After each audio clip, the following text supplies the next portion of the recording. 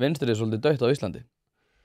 Já, svona ef þú horfir á flokkana en við getum til dæmis skoða árangurinn af Sósíalistaflokknum að einhver leiti höfum við sko fært umræðuna að Kristrún hefði ekki farið að finna ræturnar nema út af svona þeim tón sem að við gáum. Nú allir, við AFG alltaf líka að fara að finna ræturnar. Af hverju heldur þeir að finna ræturnar? Hvaða rætur heldur þeir að fara að finna? Þeir eru að fara að finna ræturnar frá 7. áratugnum.